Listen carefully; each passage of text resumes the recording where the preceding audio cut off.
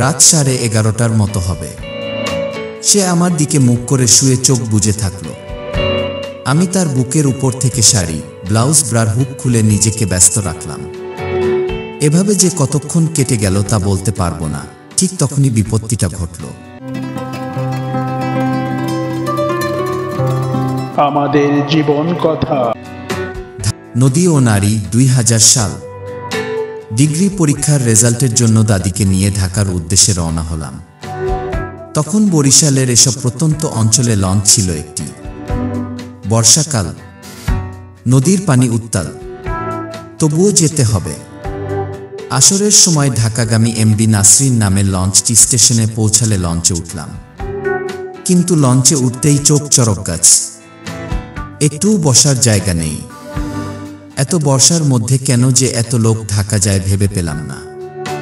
পরে একজন আনসারের সহযোগিতায় দুইজনের শোয়ার মতো একটু জায়গা পেলাম। দাদি বৃদ্ধ মানুষ, উঠেই নামাজ পড়লেন। আমি এই ফাঁকে লঞ্চের সামনের দিকটায় চলে গেলাম। তখনও প্রচুর বৃষ্টি হচ্ছে। বৃষ্টিতে পাশের গ্রামগুলো ভিজছে, ছোট ছোট নৌকাগুলো পাশ কাটিয়ে যাচ্ছে। দিনের শেষ প্রান্তে এসব দৃশ্য দেখতে খুবই ভালো লাগছে। এরই মধ্যে পরের স্টেশনে পৌঁছে গেল।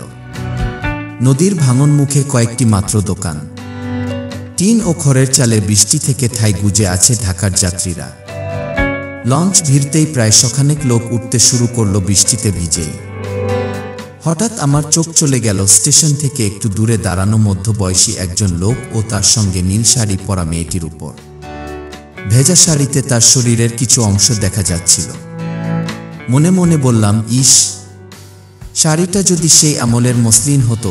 এক পর্যায়ে তারা লঞ্চে উঠল, কিন্তু সিট খুঁজে পেল না। এক মন চালে দুটো পাথর থাকলে খুঁজে পাওয়া যায়, কিন্তু এত বড় লঞ্চে একজন লোকের বসার স্থান পাওয়া যায় না।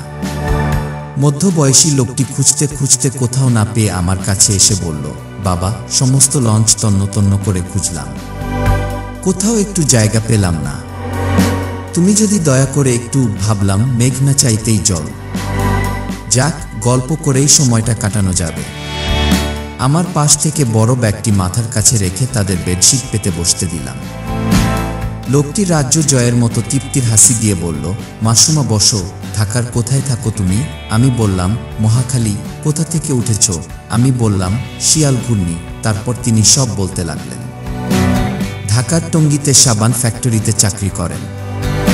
সঙ্গে তার মেয়ে, বয়স 15-16 হবে।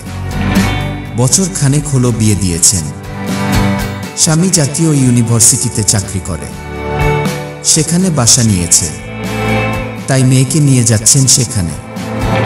এতক্ষণে মেয়েটির দিকে তাকালাম। পৃথিবীতে সুন্দর বলে যদি কিছু থেকে থাকে তাহলে তার সবই যেন একমাত্র অধিকারিণী সে।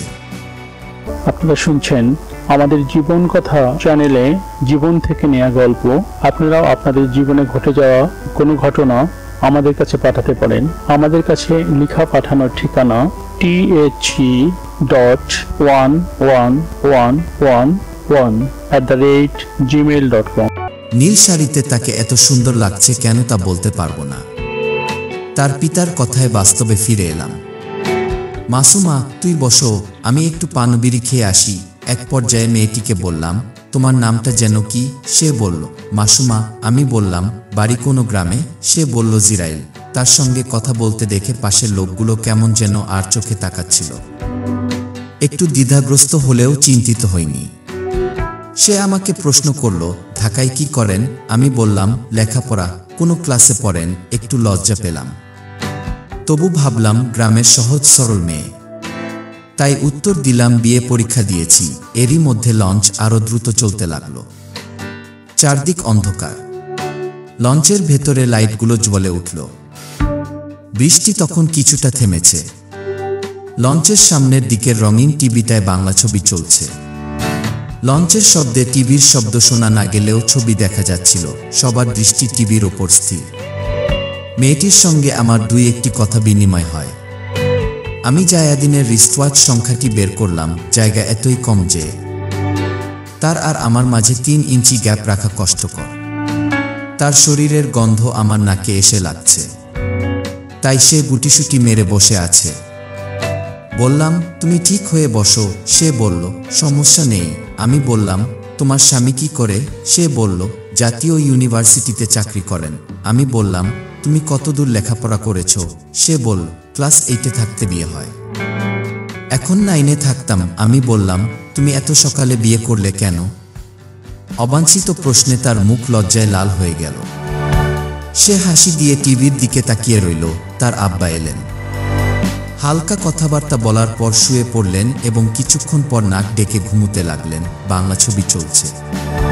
মেদসর্বস্ব নায়িকা ও নায়ক অর্ধউলঙ্গ অবস্থায় বৃষ্টিতে ভিজে নাচছে। কখনো নায়িকার ভারী শরীর নায়কের বুকের উপর, কখনো মুখের উপর। মাসুমা যেন লজ্জা পেল। সে এদিকে মুখ আনতেই আমার মনে দুষ্ট বুদ্ধি এসে গেল। চুপে চুপে ডান হাতটি তার চিবুকে রাখলাম এবং আস্তে করে চাপ দিলাম। সে কোনো প্রতিবাদ না করে আবার টিভির দিকে তাকালো। এবার আমার হাত তার পিঠের ওপর বিচরণ করল। সবার দৃষ্টি টিভিতে স্থির। সে শুধু চুপি চুপি বলল, এখন নয়, সবাই দেখবে। কিন্তু আমি যেন আরো ব্যস্ত হয়ে পড়লাম। এক সময় ছবি বন্ধ হলো। যাত্রীদের প্রায় সবাই ঘুমিয়ে পড়ল। শুধু আমি আর সে জেগে আছি। আপনারা শুনছেন আমাদের জীবন কথা চ্যানেলে জীবন থেকে নেওয়া গল্প। আপনারাও আপনাদের জীবনে ঘটে যাওয়া কোনো ঘটনা আমাদের কাছে পাঠাতে পারেন। আমাদের কাছে লেখা পাঠানোর ঠিকানা THE.1111@gmail.com। রাত 11:30টার মতো হবে। সে আমার দিকে মুখ করে শুয়ে চোখ বুজে থাকলো। আমি তার বুকের উপর থেকে শাড়ি, ব্লাউজ, ব্রার হুক খুলে নিজেকে ব্যস্ত রাখলাম। এভাবে যে কতক্ষণ কেটে গেল তা বলতে পারবো না। ঠিক তখনই বিপত্তিটা ঘটল। ঢাকা থেকে ভোলাগামী ML জাহাঙ্গীর লঞ্চের সঙ্গে আমাদের লঞ্চটা প্রচণ্ড ধাক্কা খেল। সঙ্গে সঙ্গে সবাই চিৎকার করে জেগে উঠল।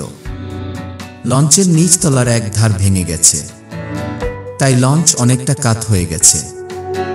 সব যাত্রীরা দৌড়াদৌড়ি শুরু করল। কেউ কেউ পানিতে লাফ দেওয়ার জন্য প্রস্তুত হয়ে গেল। আমি কি করব বুঝে উঠতে পারছি না। দাদিকে ঘুম থেকে ডেকে তুললাম। নিচতলায় চিৎকার ও কান্নার শব্দ শুনতে পেলাম। সবাই জামাকাপড় খুলে অর্ধ উলঙ্গ হতে লাগলো।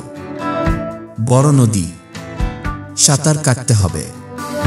মাসুমার আব্বা পাঞ্জাবি খুলে ফেলে লুঙ্গিটাকে কাঁচা মারলেন আর মেয়েকে বলল, মাসুমা, তাড়াতাড়ি শাড়ি খোল, নিচে পানি উঠে তলিয়ে গেছে। 6-7 জন কাটা পড়েছে। লঞ্চ এখনই তলাবে। আমিও প্যান্ট খুলে শুধু আন্ডারওয়্যার পরে রেডি হলাম। কিন্তু মাসুমা শাড়ি খুলতে অস্বীকৃতি জানালো। সে মরবে তবু শাড়ি খুলবে না। তাকে বোঝালাম, দেখো, সব সময় লজ্জা করা ভালো না। এত বড় শাড়ি নিয়ে তুমি সাঁতার কাটতে পারবে না। তুমি ওটা খুলে ফেলো। সে এবার রাজি হলো এবং শাড়িটা খুলতে লাগলো।